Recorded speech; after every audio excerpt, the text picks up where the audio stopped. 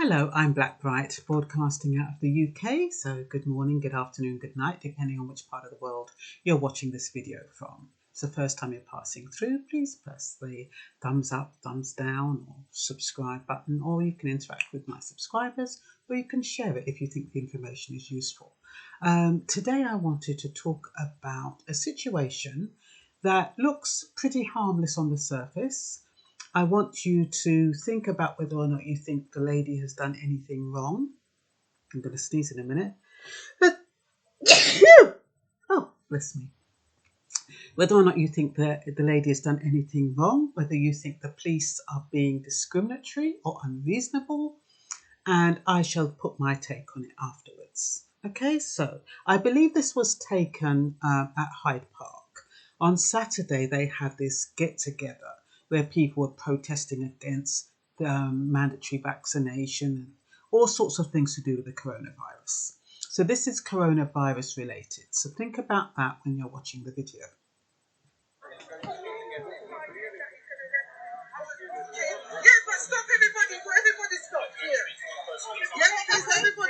Why is she being arrested? Yeah, can you take this for me, please? Thank you.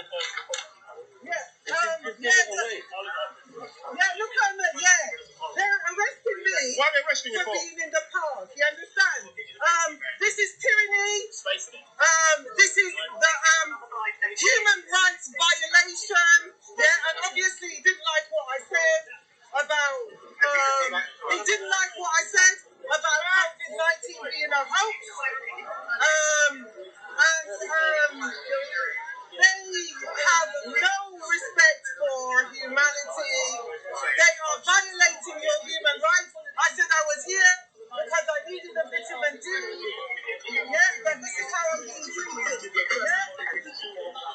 Right?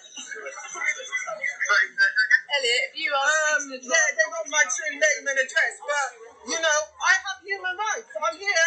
I haven't committed any violence. I haven't done anything other than talk and walk through the park. You understand? So, yeah. Have you given them your details? No, I haven't given my details because Why? I haven't committed a crime. So, why should I be giving the police officer my details when I have not committed no crime? Yeah? I do see people standing in the park. I do see people doing things similar to what I'm doing. So why are they arresting me? Right? I think that they are basically doing tyranny. They are committing a crime. They're the ones who are actually committing a crime. I didn't swear at them. All I done is speak the truth. You understand? And this is what I'm talking. This is what the humanity is going to be subjected to. They are going to be subjected to this kind of treatment. Have they told you why they're arresting you? He garbled something about What are they charging you with? what are you charging me with? No, they don't want to talk. They just slap me, right? Yeah, well, why have I got these on? I don't understand. Why have I got this on? Under arrest for what? Come down this way. What am I under arrest for? It's been explained. They said breach of the Public Protection Act. Yeah, and I was leaving. Go home. Go home.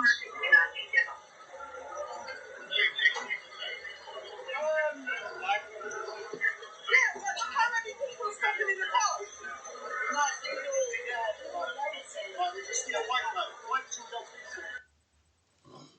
So, why do you think she's been arrested? She said that she was talking about the coronavirus being a hoax. Now, I don't think she realizes that under new legislation, unless she's got proof that it's a hoax, she's spreading fake news. She is spreading misinformation or perpetuating misinformation. And that's the problem. When they're not transparent with policies and the law, and they don't put it on the television along with the mainstream news, people don't know. As far as she's concerned, she's innocent. She has this belief, whether it's based on what somebody's told her, whether it's based on her research, whatever it is, she really believes that what she's telling people is the truth. Like she said, I'm only speaking the truth. But that is her truth. And unless she has evidence of what she's saying, it can be construed as misinformation, disinformation, or fake news, which is an offence. It's a criminal offence. But she wasn't. The thing is, as far as she's concerned, they're breaching her human rights. She should have freedom of speech. But if what she's saying is considered harmful content, and she hasn't got the evidence, and I mean, I don't think she's a doctor. She didn't say what her profession is, but she's not a doctor, from what I understand. So she's not a medic. So she's unable to quantify, from what I understand, what she's saying. She's got lots of pieces of paper. Maybe it's to support what she's saying. I don't know. But as far as the police are concerned, she's spreading fake news or misinformation. The only thing is that she doesn't realise that now from the surface you're looking at that. She's going to think she's being discriminated against. She's going to think it's victimisation. And like she says, it's tyranny. But she doesn't know the law. And these laws, they just come in. They just sneak in. You know, no, how is she supposed to know that she can't go to the park and say that the coronavirus is a hoax and you know, speak it as though it's a truth? Because it's her truth, whether it's a hoax or not, we can only speculate based on information we've heard. So we haven't got the evidence to say it's a hoax. It's like the other day. I woke up about 3 o'clock, two or three nights ago. I woke up about 3 o'clock in the morning because I heard this whirring sound outside my window. So when I looked up, I saw this helicopter. This helicopter was going around the perimeter of my area. Maybe, I don't know how far it was going out, but all the way around the perimeter. And it kept circling. And I'm thinking, what the hell are they doing? Now, I thought, are they looking for a criminal or what are they doing? Anyway, the next day, I received this video that says helicopters are spreading the coronavirus, you know, at night when everybody's sleeping. Now, I could have run with that and did a video on it saying, oh, you know, the helicopters, they're spreading the coronavirus. And, you know, I saw one outside my window and it was spread. I could do that. But what evidence have I got? I've got one woman, I don't know who she is. I don't know where she's got the information from, saying that, you know, helicopters are spreading the coronavirus at night or early hours of the morning. I happen to look out my window and see a helicopter, but how do I know that that's what they're doing? How do I know that they're not looking for a criminal? So if I'd gone on the internet and started spreading that, that would be fake news. That would be misinformation because I do not have proof. I haven't received a document. I haven't seen it in the news. I haven't got anything to support that argument. So it's very, very important that when you speak out in a public forum, you have evidence. And, you know, like sometimes I say if you've got 3 pieces of research, that's considered a fact. So if doctors are saying it, 3 or 4 doctors are saying something, but then how do you know if these people are doctors? We do not know who's setting us up, you know, to spread information. We don't know. Some people, they speak very affluently, well, speak very coherently and professionally, but we do not know their real profession. And it's like online dating. Anybody can build up a profile on an online when you're online dating. Anybody can say they're anybody. You're not going to say, oh, can I see your credentials? Like when you go for a job, you say, oh, I've got a PhD in such and such. Are they asked to see it? No.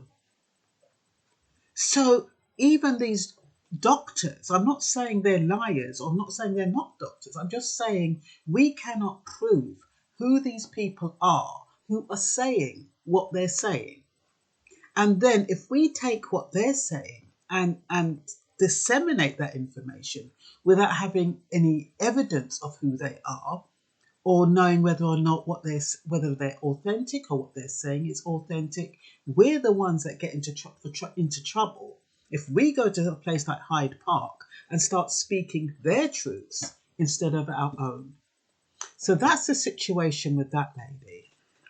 I just wanted to say, let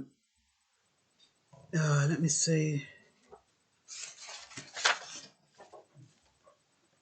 I wanted to give you the definition of these. Well, okay, in India, they have a legislation that makes what that lady did a criminal offence, punishable offence. I'm not sure if that legislation is in our legislation, because I was searching to see if spreading disinformation is a criminal offence. All I could find was that some organisations are working to combat the dissemination of misinformation, disinformation and fake news. So I don't know if it's a criminal offence, but by her being arrested, it implies that it is a criminal offence in this country, even though we do not know it. Now I'm going to read you the disease. This is the Karnataka epidemic disease COVID-19 regulations, and this is in India, and it relates to spreading misinformation, which is a punishable offence. So what I'm thinking is that if they have that in their epidemic diseases COVID-19 regulations, and we have similar regulations, and maybe within those regulations it is a punishable offence. Otherwise, they would have just cautioned her, or they would have said to her, look, please don't disseminate information that you have no proof about. They wouldn't have arrested her. So it has to be a punishable offence. So we need to clarify now the distinctions between what is fake news, misinformation and disinformation, so we don't find ourselves in a similar predicament. Fake news includes some truth which is bent to attract, if this is in an online situation, to attract clicks and views or to incite fear. BBC's definition: false information deliberately circulated by those who have a scant regard for the truth, but hope to advantage particular, often extreme, political causes and make money out of online traffic. Now that's the BBC's definition. That's fake news. And I just wanted to give you the basic definition, which is a form of news consisting of deliberate disinformation. It could also be hoaxes or scams. This can be cascaded by news media, social media, or online. Now, the thing is with fake news is that sometimes it's not intentional. I don't think that young lady who's saying, oh, the coronavirus is a hoax, believes that she's deliberately spreading false information. I think she really believes that what she's saying is true. So when they say it's the deliberate disinformation, I think that's a bit harsh. And they say it's deliberately, misinformation is false or inaccurate information which is deliberately intended to deceive.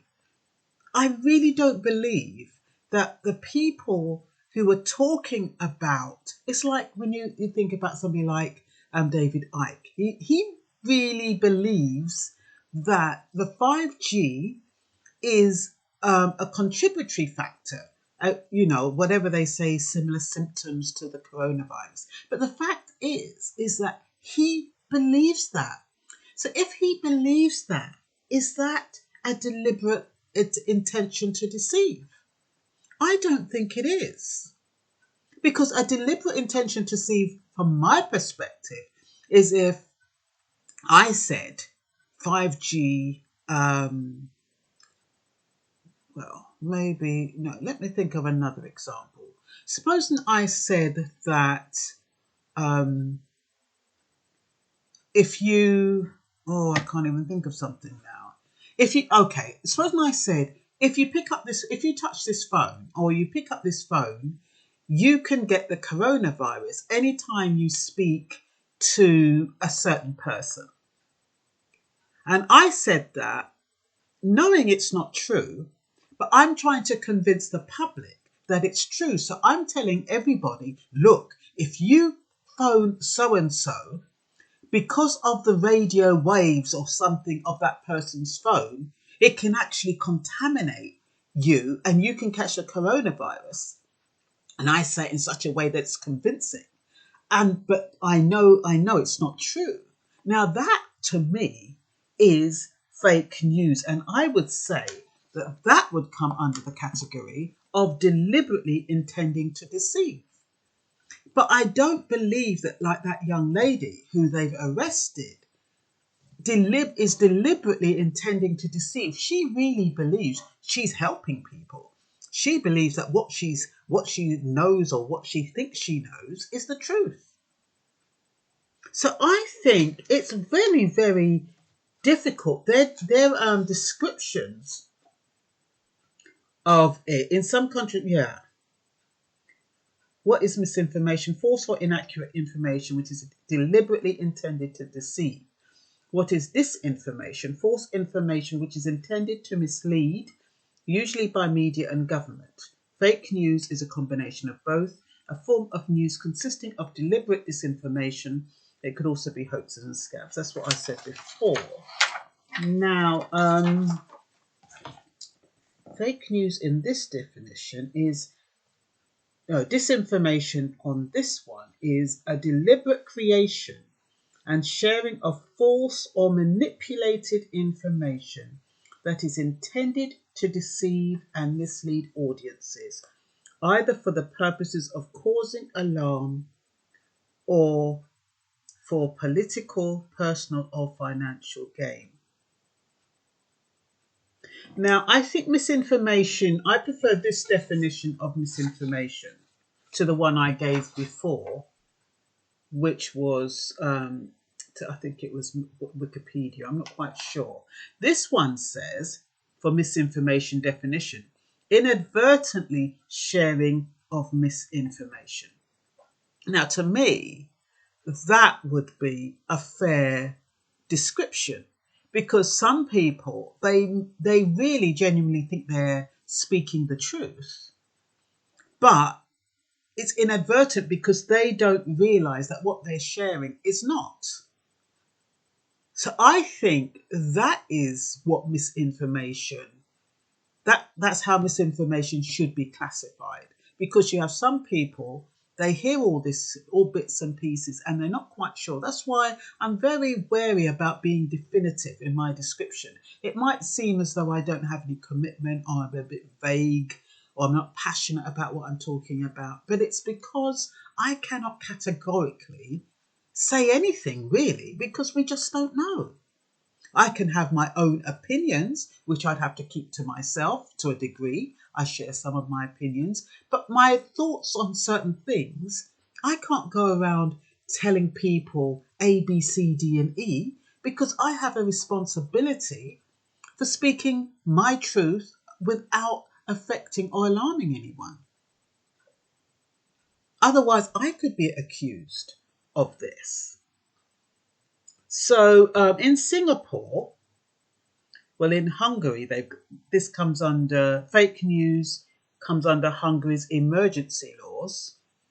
In Singapore, Online Falsehood and Manipulation Act, it is illegal to communicate a false statement of fact that is likely to be prejudicial to the security of Singapore, public health, safety, tranquility or finances, and to the friendly relations to Singapore with other countries, influence the outcome of an election, or diminish public confidence in the performance of their government.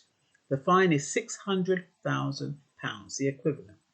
In France, judges' power to take down fake news within 3 months of it going up, and that's under the anti-fake law.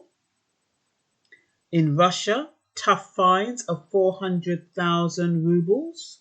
In Germany, Network Enforcement Act 2015 is 15 million euros for hate speech. So the penalty is really quite severe. So I have a funny feeling that this speaking out about the coronavirus when you haven't got all the facts, I believe it's a punishable offence, because otherwise they would not have taken that lady in handcuffs. So that is my opinion, I should say. Yeah, well, what I believe, yeah, my opinion. So, what else have I got here? The UK is clamping down on fake news. Like I said, I'm not sure if it's a punishable offence yet, but that video would suggest that it is. The legislation in India, but the actual wording is no person, institution or organisation should use any print or electronic media for misinformation regarding COVID-19. So we do not know what those papers were, because she tried to give it to someone and tell them to take it, and they held it. So obviously that is going to be considered as evidence. Whatever she's got on those papers, goodness knows what she's got on there. But that's going to be considered as evidence. And she doesn't even, the sad thing is that she won't even know that she's committing offence. Like she said, this is tyranny. You're taking away freedom of speech. And yes, to a degree, we have no freedom of speech. I mean, freedom of speech went out the window when COVID-19 came in. So in the UK, a rapid response unit within the Cabinet Office has been set up to work with social media firms to remove fake news and harmful content. Now, harmful is also relative and subjective. I mean, what is harmful for one person, it might be the truth, if you see what I mean. Reword that.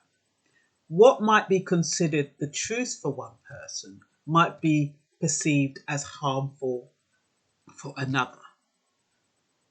And like they said, we have all different sensitivities. We have people of all different levels of mental health. Some people, they could be depressed by the news. They could be frightened by the news. Some people take it on the chin. But we have all different levels. And if somebody, even though they're talking their truth, might make somebody unstable or jump over the edge or commit suicide, we do not know the impact of the news.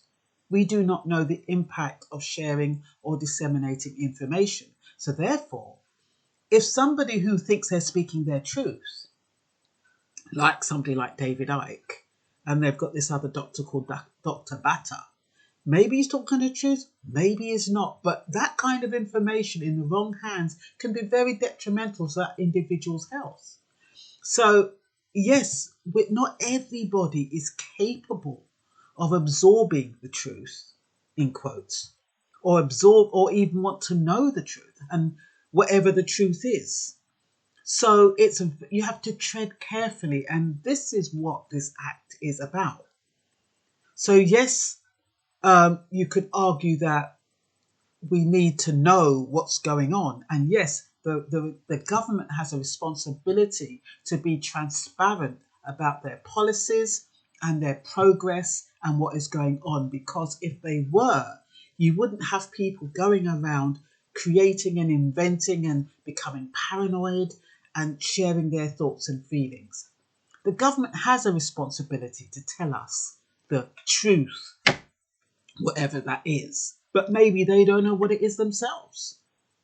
So that is why it seems so ambiguous, and that is why sometimes when you listen to Boris Johnson and he's umming and ahhing and he's not clear, and he's asked questions that he's unable to answer. You find Piers Morgan, he's asking questions and people are fumbling and then avoiding the answers, and you kind of think, what is going on? And that is what feeds conspiracy theory, and that's what feeds all of this fake news and misinformation, because the government is not being clear and clear with us and transparent and concise. It just seems to be a lot of bumbling and it could be, like I said, they probably don't know themselves, but it would be much better if they said, look, I'd love to be able to tell you what's going on, but I have no idea. I'd love to be able to tell you where we are with this policy, but I have no idea. But when you've written policy and it's been passed and it's had the royal assent, you have a duty and an obligation to share that with the public so they don't go making mistakes, so they don't go to the park and speak out, not realising that what they're saying is a criminal offence. Is that fair to them? They say ignorance of the law is no excuse. So I can't even defend that woman because ignorant, like I said, she doesn't know the law. Maybe she should have looked up her rights and before she went to the park. But anyway, okay, UK Aid is also on board to tackle global spread of coronavirus fake news. But like I said, nobody knows what's true and what is fake. We have specialists and doctors and we don't know who they are telling us stuff, and everybody's telling us something different, and you can't even go with that thing that I usually say, 3 people tell you the same thing, it's more or less a fact, because you get more than 3 people saying the same thing and you still can't say it's a fact. It'll still be deemed as fake news or misinformation or disinformation. So I think the only information that will be considered authentic is that produced by the Public Health England. That's the only information they are going to classify as being factual. And the World Health Organization. If we get it from anywhere else, that's going to be considered fake news or misinformation or disinformation. They've got this organization, H2H. It stands for Humanitarian to Humanitarian. It's a network, and they have extensive experience in curbing the spread of misinformation during epidemics. I don't know how or what they do. But H2H proposes to work with BBC Media Action and Internews to create verified information in various languages, which they say will help journalists report more accurately. A new COVID-19 Pacific service called Infotagion, enabling people to check information, is also being launched, if it hasn't been launched already. The coronavirus is the first major public health crisis of the social media era, so it will contaminate not only the bodies, but also the mind if fed with harmful content. That's my little bit in there. And so the kind of information that's being spread. Okay, we've got the virus is destroyed by 60 degrees centigrade. And apparently that part of it is true. But what they say is that, I better not say it's true, otherwise I'll be considered as spreading fake news. That has been suggested. But they say that people think that if they're drinking a drink that's 60 degrees centigrade, they can end up scalding themselves. So it's harmful information. And also, 60 degrees cannot get to the back of your nose. So that is considered misinformation. Yeah, because it's part true and part false. And the part that's false can end up harming you. What they say, fake news. You can catch the coronavirus via petrol pumps. There's no evidence to prove that.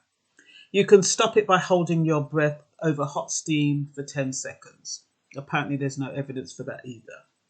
Or like Donald Trump, the president of the United States, claimed, you might be able to get rid of the coronavirus by ingesting disinfectant. Now, President of the United States, that's fake news. Did he get pulled up on it? Yes, the media had a heyday, but that is misinformation, disinformation, and fake news all in one. So the World Health Organization is calling it infodemic of information. They love their words, don't they? So it's like pandemic, but infodemic. It's quite a nice word, actually. Infodemic of information. So an infotagion is a free to access. This is a website. So infotagion is free to access. It allows members of the public to post screenshots of what has been put up and what you want to check whether or not it's fake news. Now, with me personally, if I wanted to know if something was fake news and I was using a screenshot on these websites, I wouldn't really want to incriminate anyone, just because I really believe that people are not malicious in their intent to share. So I would probably crop it so it just has the text and it doesn't have the source. But not sure if you can pose questions like Snopes. So I'm not, Snopes, you can put in there, can you get the coronavirus by touching petrol pumps? And it would give you the answer. I'm not quite sure if it works by just posing questions or whether it's based on screenshots of the information and where you got it. Apparently there's 70 incidents a week containing misleading claims, according to government.uk.